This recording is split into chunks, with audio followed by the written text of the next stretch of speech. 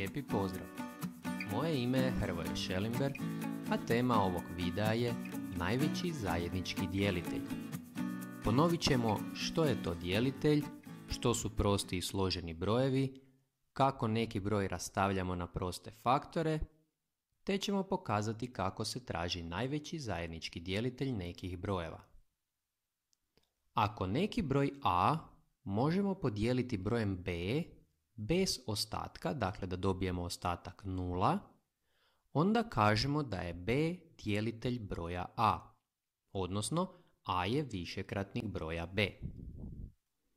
U ovom zadatku potrebno je provjeriti je li 7 djelitelj brojeva 168 i 127.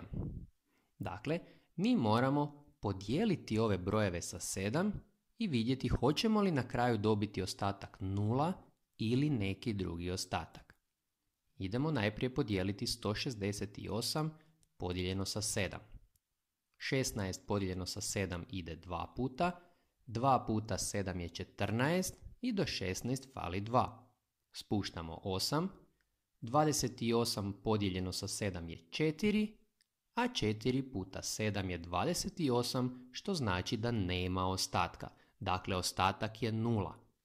Možemo zaključiti kako 7 je djelitelj broja 168. Odnosno, možemo reći i da je 168 višekratnik broja 7. Idemo provjeriti 127 podijeljeno sa 7. 12 podijeljeno sa 7 ide 1 put. 1 puta 7 je 7, do 12 fali 5. Spuštamo 7. 57 podijeljeno sa 7 ide 8 puta. 8 puta 7 je 56, a od 56 do 57 nedostaje 1. Dakle, u ovom slučaju smo dobili ostatak 1. Nismo uspjeli podijeliti 127 sa 7 bez ostatka, što znači da 7 nije djelitelj broja 127. Zapisujemo odgovor. Broj 7 je djelitelj broja 168, ali nije djelitelj broja 127. Učili smo već neka pravila djeljivosti uz pomoć kojih možemo odmah prepoznati je li neki broj djeljiv nekim drugim brojem bez da ih moramo podijeliti. Pa smo tako imali pravilo djeljivosti s 2. Broj je djeljiv s 2 kad mu je zadnja znamenka 0, 2, 4, 6 ili 8. Odnosno, svi parni brojevi su djeljivi s 2. Broj je djeljiv s 10 kad mu je zadnja znamenka 0. Dakle, ako broj završava s 0, taj broj je sigurno djeljiv s 10, odnosno 10 je djelitelj tog broja. Broj je djeljiv s 5 kad mu je zadnja znamenka 0 ili 5. To znači da svi brojevi koji završavaju s 0 ili 5 se mogu podijeliti s 5 bez ostatka, odnosno 5 je njihov djelitelj. Pravilo za 3 je bilo nešto drugačije, dakle broj je djeljiv s 3 kad mu je zbroj znamenaka djeljiv s 3. Dakle, ovdje moramo zbrajati znamenke. Na primjer, ovaj broj 204, kad zbrojimo 2 plus 0 plus 4, to je 6. 6 je djeljiv s 3, pa je i 204 djeljiv s 3. I pravilo za 9 je slično pravilu s 3, znači broj je djeljiv s 9 kad mu je zbroj znamenaka djeljiv s 9. Idemo sada vidjeti kako se rješavaju zadaci u kojima je potrebno ispisati sve djelitelje broja 8. Znači, mi zapravo tražimo s kojim se sve brojem 8 može podijeliti bez ostatka. Ovo su dakle sva potencijalna rješenja, dakle svi prirodni brojevi manji ili jednaki broju 8. Da vidimo koji od ovih brojeva su naša rješenja, a koji nisu. Svaki broj se može podijeliti s 1, što znači 1 je djelitelj broja 8. 8 se može podijeliti s 1. Također se može podijeliti s 2 jer je 8 paran broj. Znamo da se 8 ne može dijeliti s 3, 8 se može podijeliti s 4, ne može se dijeliti s 5, ne može sa 6, ne može sa 7, ali se može podijeliti sa samim sobom. Dakle, djelitelji broja 8 su 1, 2, 4 i 8. U B zadatku idemo ispisati sve djelitelje broja 42. Rekli smo, svaki broj se može podijeliti s 1. Dakle, 42 se također može podijeliti s 1, što znači 1 je djelitelj broja 42. Ako 42 podijelimo s 1, dobit ćemo 42. Što znači i 42 je djelitelj broja 42. Dakle, ovo su zapravo najmanji i najveći djelitelj broja 42. 42 je paran broj, što znači djeljiv je s 2. Kad podijelimo 42 sa 2, dobit ćemo 21, a to je još jedan djelitelj broja 42. Dakle, 42 se može podijeliti i s 21, za rezultat ćemo dobiti 2. 42 je djeljiv s 3, jer kad mu zbrojimo znamenke, to je 4 plus 2, 6. Znači, djeljiv je s 3 i kad ga podijelimo s 3, dobit ćemo 14. To znači da je i 14 djelitelj broja 42. 42 ne možemo podijeliti s 4, ne možemo ga niti s 5, ali ga možemo podijeliti s 6. Znači, kad se 42 podijeli sa 6, dobit ćemo 7. 7 je također djelitelj broja 42. Sada smo već na ovoj desnoj strani došli do ove sedmice, znači nema smisla dalje na lijevoj strani zapisivati, to jest provjeravati je li djeljiv sa 7, jer smo već dobili na desnoj strani i zapravo smo ovime završili naš zadatak. Broj 42 ima 8 djelitelja. Idemo provjeriti za 19.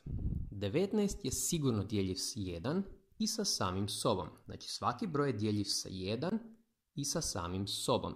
Međutim, ako malo bolje razmislite, zaključit ćete da se 19 ne može podijeliti više s nijednim drugim brojem, bez da dobijemo ostatak. Što znači, djelitelji broja 19 su samo 1 i 19. Za takve brojeve koji imaju samo dva djelitelja, dakle broj 1 i samoga sebe, rekli smo da se takvi brojevi nazivaju prosti brojevi. Prosti brojevi su 2, 3, 5, 7, 11, 13 i tako dalje. 2 je znači najmanji prosti broj i to je zapravo jedini parni prosti broj. Jer svi ostali parni brojevi su zapravo djeljivi sa 1, sa samim sobom, ali i sa 2. Znači oni bi imali više od 2 djelitelja. Brojevi koji imaju više od 2 djelitelja nazivaju se složeni brojevi. Dakle, u onom našem prethodnom zadatku broj 8 je složeni broj, imao je 4 djelitelja i broj 42 je također složeni, imao je 8 djelitelja. Idemo vidjeti kako smo neki broj rastavljali na proste faktore. Dakle, zadan je broj 120, ispisali smo 120 i stavili crtu pokraj njega. Malo prije smo nabrojili neke proste brojeve i sad se pitamo s kojim od tih prostih brojeva možemo podijeliti 120. S obzirom da je 120 paran broj, možemo ga podijeliti s 2. 120 kad podijelimo s 2, dobijemo 60. Opet imamo parni broj, pa ću ga opet podijeliti s 2. 60 podijeljeno s 2 je 30. Opet ću ga dijeliti s 2. 30 podijeljeno s 2 je 15. Sad više ne mogu dijeliti s 2 jer nemamo parni broj, ali ga možemo dijeliti i sa 5 i sa 3. Ja ću staviti recimo 3. Redoslijed ovdje nije toliko važan. Znači na kraju ćemo dobiti iste faktore. 15 podijeljeno s 3 je 5 i 5 je djeljiv sa samim sobom. Dobili smo 1, dakle cilj je doći do broja 1. Ovo desno su dakle ti prosti faktori koji kad ih pomnožimo, oni zapravo daju 120. Znači 120 rastavljeno na proste faktore je 2 puta 2 puta 2 puta 3 i puta 5. Ovih 2 puta 2 puta 2 zapravo možemo zapisati i kraće u obliku potencije 2 na treću i onda još puta 3 i puta 5. U sljedećem zadatku ćemo odrediti najmanji zajednički dijelitelj brojeva 18 i 40. Sad, mi zapravo tražimo najmanji broj s kojim se može podijeliti i broj 18 i broj 40. Dakle, zajednički znači da je on dijelitelj i od jednog i od drugog. Sad, najmanji dijelitelj, to smo vidjeli u prethodnim zadacima, svakog prirodnog broja je zapravo 1. Znači svaki prirodni broj se može podijeliti s 1, dakle s najmanjim prirodnim brojem, pa je zato i najmanji zajednički dijelitelj brojeva 18 i 40 broj 1.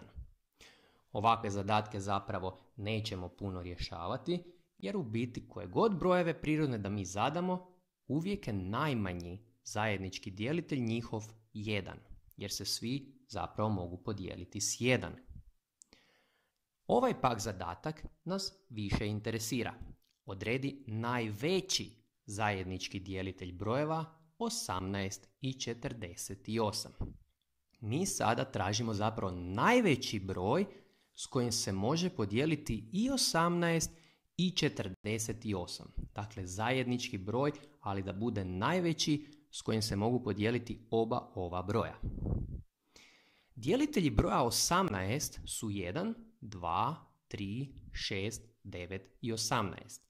A dijelitelji broja 48 su 1, 2, 4, 6, 8, 12, 24 i 48. Dakle, mi sada tražimo koji su uopće zajednički dijelitelji od 18 i od 48. Vidimo da se oba dva mogu podijeliti s 1. Dakle, 1 im je zajednički dijelitelj i to najmanji od svih. Oba broja imaju za dijelitelje broj 2, znači i to im je zajednički dijelitelj, te broj 6. Dakle, ova dva broja imaju 3 zajednička dijelitelja. Nas u zadatku zanima najveći od tih svih zajedničkih dijelitelja, što znači rješenje ovog zadatka je broj 6. Oznaka za najveći zajednički dijelitelj nekih brojeva a i b je ova, znači veliko tiskano D i u zagradu zapišemo te brojeve odvojene zarezom. Tako da se ovaj prethodni zadatak može pisati i na kraći način. Sada ćemo određivati najveći zajednički dijelitelj brojeva 54 i 48. Dakle, takav zadatak se ovako može kraće zapisati. Kako ćemo ovo raditi? Zapisat ćemo 54 i 48, jedan pokraj drugoga, te ćemo opet staviti crtu. Rastavljat ćemo sada zapravo oba ova broja istodobno na zajedničke faktore.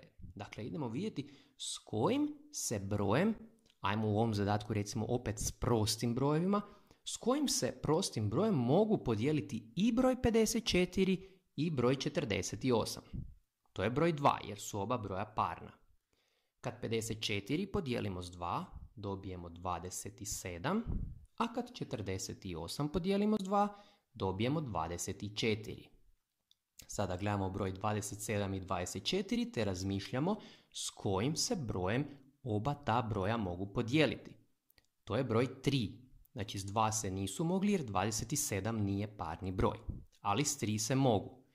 27 podijeljeno s 3 je 9, a 24 podijeljeno s 3 je 8.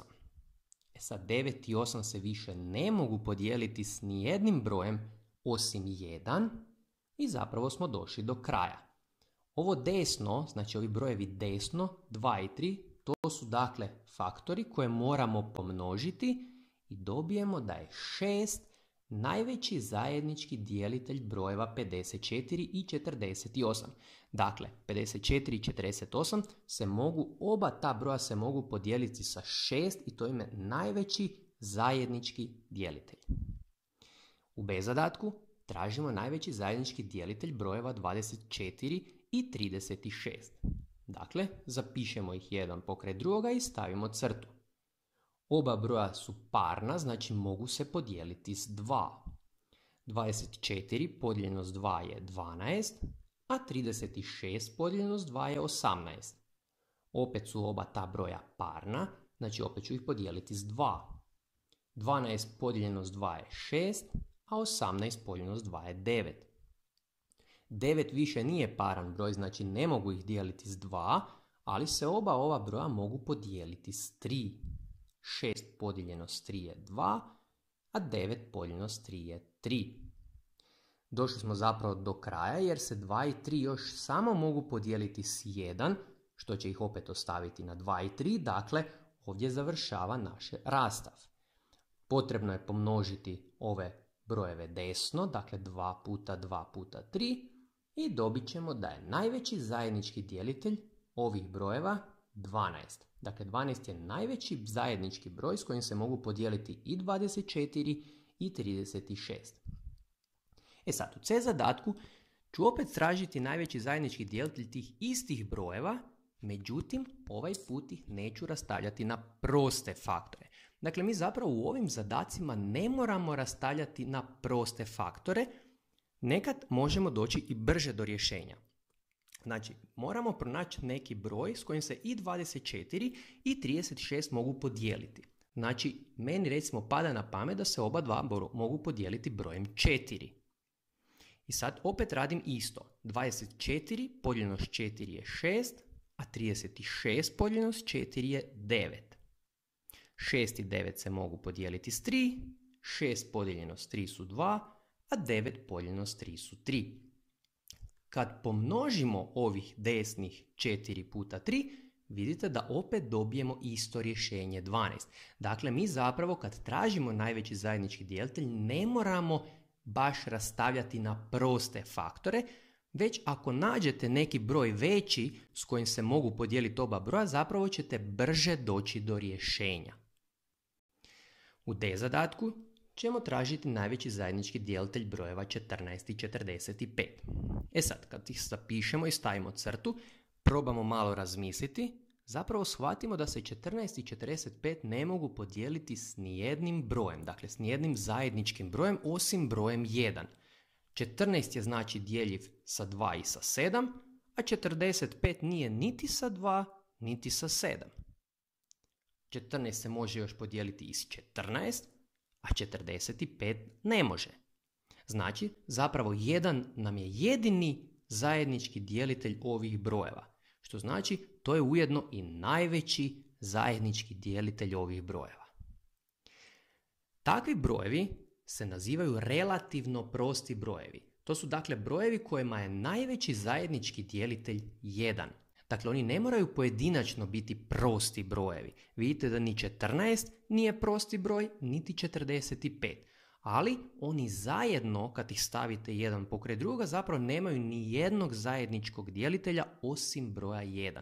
Takvi su brojevi zapravo nazivaju relativno prosti brojevi.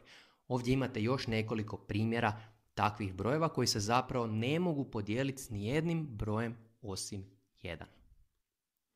Idemo u E zadatku vidjeti još kako se traži najveći zajednički djelitelj od neka 3 broja, dakle od 24, 36 i 42. Opet ćemo ih staviti jedan pokraj drugih, stavimo crtu i sad moramo ih podijeliti sa zajedničkim brojem. Dakle, tražimo neki broj s kojim se sva 3 mogu podijeliti. Ja ću ovdje recimo vidjeti opet da su sva 3 broja parna, pa ću ih podijeliti s 2. Ovdje smo rekli isto ne morate ići s prostim brojima, nekome bi možda na pamet palo da se sva 3 broja mogu podijeliti sa 6, pa možete staviti desno 6 i zapravo ćete brže doći do rješenja. Ja ću evo recimo dijeliti s 2. 24 podijeljeno s 2 je 12, 36 podijeljeno s 2 je 18, a 42 podijeljeno s 2 je 21. Sad mi ovaj 21 više nije paran broj, znači ne mogu ih dijeliti s 2, ali sva 3 mogu podijeliti brojem 3. 12 podijeljeno s 3 su 4, 18 podijeljeno s 3 je 6, a 21 podijeljeno s 3 je 7. 7 je sam po sebi već prosti broj, znači dijeljiv je samo sa 7, a ova dva nisu dijeljiva sa 7, što znači više nemamo nijednog zajedničkog djelitelja ova 3 broja osim broja 1. Znači, ova dva broja desno je potrebno pomnožiti 2 puta 3 i dobijemo da je rezultat 6. Znači 6 je najveći broj s kojim se 24, 36 i 42 mogu podijeliti. Znači sva 3 zajedno, to ime zajednički, najveći zajednički djelitelj. Evo, toliko u ovom videu. Hvala vam na vašoj pažnji.